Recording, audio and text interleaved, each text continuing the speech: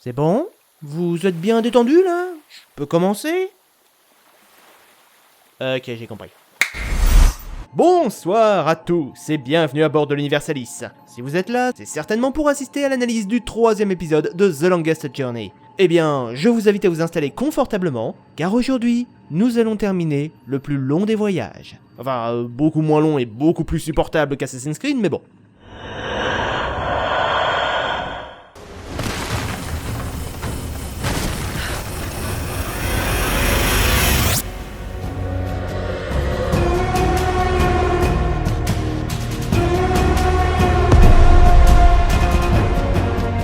Alors, après la sortie de Dreamfall en 2006, tout le monde attendait impatiemment un 3e épisode. Tu m'étonnes avec un cliffhanger pareil. Et comme la dernière fois, la suite a commencé à pointer le bout de son nez très tôt après l'apparition de son aîné, à savoir dès 2007. Mais ce n'est qu'en septembre 2012 que sera entamée la conception de Dreamfall Chapters, avec la fondation du studio de Red Thread Games par Ragnar Tandquist. Alors à la base, je pensais que c'était à cause d'une brouille avec Funcom, et qu'il faisait ça pour avoir un contrôle total sur son jeu. Mais visiblement pas en fait. Tandquist bossait toujours chez Funcom, mais le studio était plus occupé à gérer ses MMORPG que son Age of Conan et The Secret World.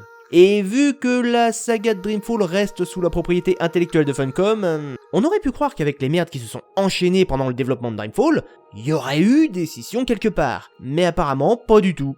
En fait, c'est surtout le nombre de piratages de Dreamfall qui a poussé Funcom à se dire que les jeux pas online, c'était plutôt risqué. Ouais, enfin, entre les choix débiles de développement et le DRM qui servait à rien, en plus de pourrir l'expérience, perso, je vois ça comme un retour de flamme parfaitement mérité. Bref, c'est le 1er novembre 2012 qu'on aura droit à la toute première annonce d'un épisode final pour la saga de Longest Journey. Et le 8 février 2013, l'annonce tombe, Dreamfall Chapters sera développé grâce à un financement participatif sur Kickstarter, réclamant un budget de 850 000 $.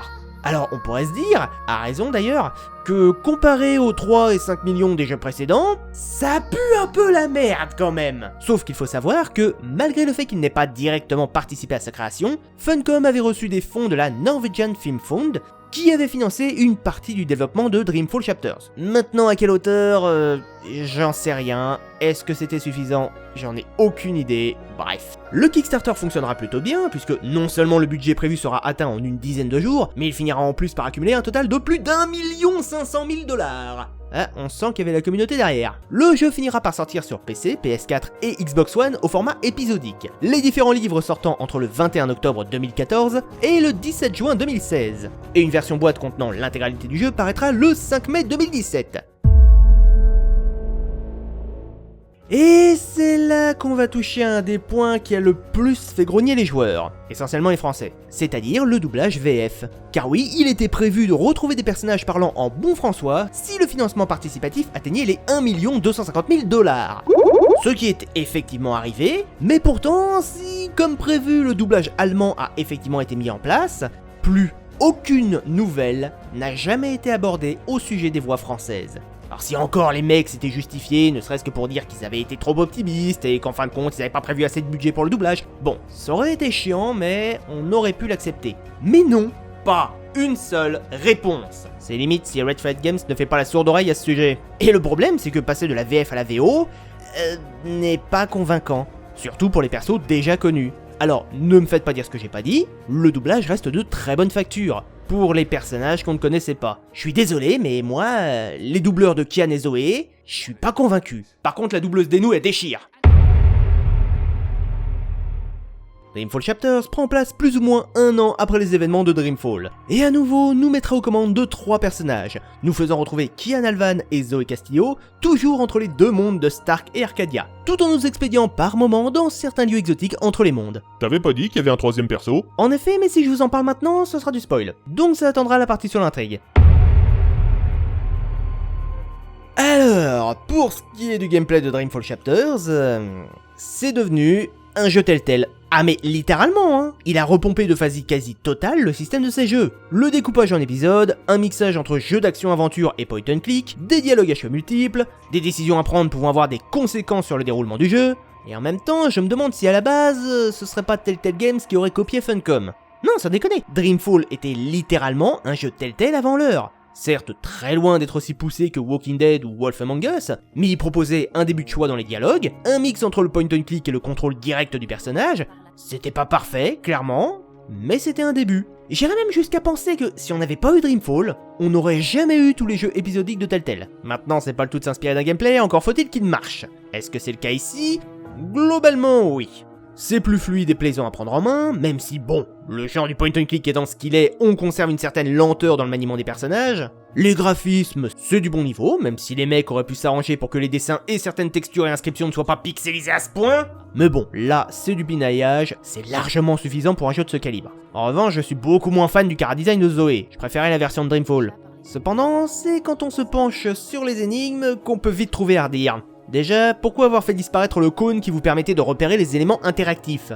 Le nombre de fois où vous allez passer à côté d'un truc à ramasser ou à activer va juste vous donner envie de vous arracher les cheveux! Notamment pendant les interludes, que je ne vous spoilerai pas ici vu qu'ils concernent le troisième personnage. Mais surtout, c'est parfois la logique même des énigmes qui va vous donner envie de vous exploser la tête contre un mur. Comme par exemple ce chapitre où Kian a bu une potion le rendant plus ou moins invisible. Sauf quand le scénario décide du contraire. J'ai pas de problème avec le fait que le personnage d'Anna y parvienne. C'est expliqué dans l'intrigue. Mais comment ça se fait que certains gardes parviennent à empêcher Kian d'approcher? Comment ça se fait qu'il ait besoin d'un mot de passe pour passer sous le nez d'un vigile qui est pas censé le voir? Et bordel, comment Bip a réussi à lui faire les poches?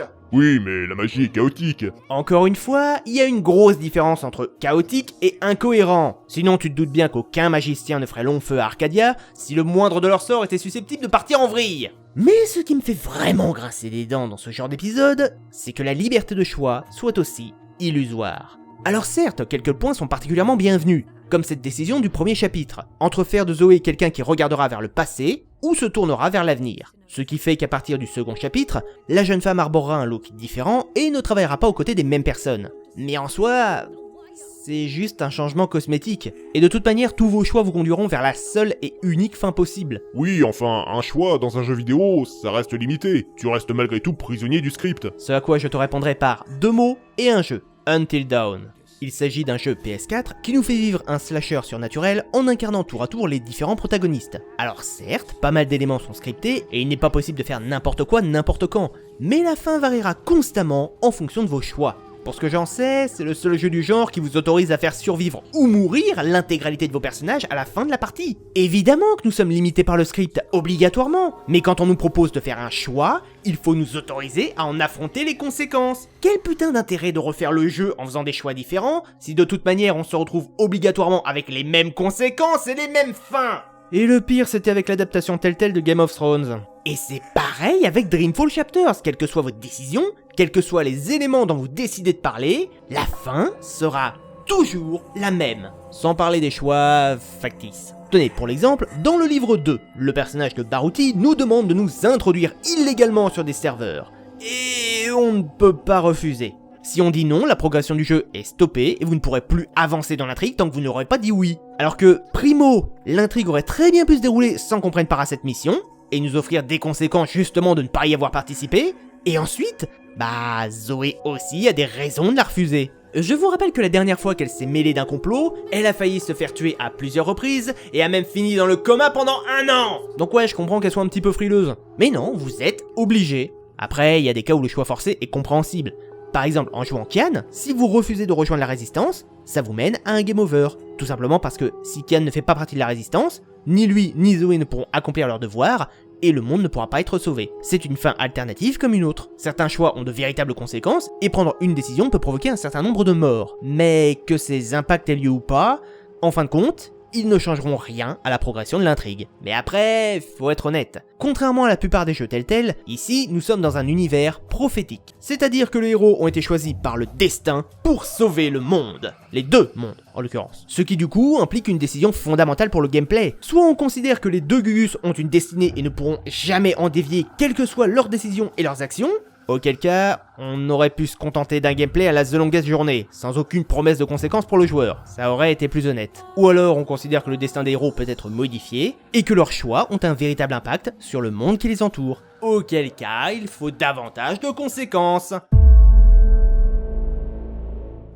Et voilà, j'ai dit tout ce que j'avais à dire sur Dreamfall Chapters. De quoi déjà? Bah ouais, niveau gameplay, y a pas grand chose à rajouter. Y a pratiquement pas de bugs, en tout cas j'en ai quasiment pas vu. J'ai pas de grosses incohérences de gameplay dont je peux me plaindre. Bon allez, à la limite, on peut râler sur le fait qu'avoir accès à pratiquement toute la ville de Marcuria en 3D ne rend pas hommage au gigantisme de la cité telle qu'elle apparaissait dans le premier épisode. Et j'aurais bien aimé qu'à la fin du jeu, on ait droit à un résumé de toutes les conséquences de chacun de nos choix. Non, parce qu'on a les conséquences de nos choix sur chaque épisode, mais pas sur l'ensemble du jeu. Mais en dehors de ça, non, j'ai pas grand chose à lui reprocher. Le jeu mérite 15 sur 20, c'est honnête, ça fait le taf en termes de divertissement, et il y a même un côté rejouabilité pour nous pousser à faire d'autres choix, même si je le redis, l'intérêt est assez limité. Mais au moins, ça amuse pendant un temps, notamment si vous aimez les point and click. Et on va s'arrêter là pour le gameplay. Si vous voulez jeter un œil à l'analyse du scénario de Dreamfall Chapters, le lien est dans la description. Et si vous avez peur de vous faire spoiler, eh bien, je vous donne quand même rendez-vous pour la conclusion qui ne devrait pas tarder. Sur ce, je vous souhaite une excellente soirée, et à bientôt à bord de l'Universalis.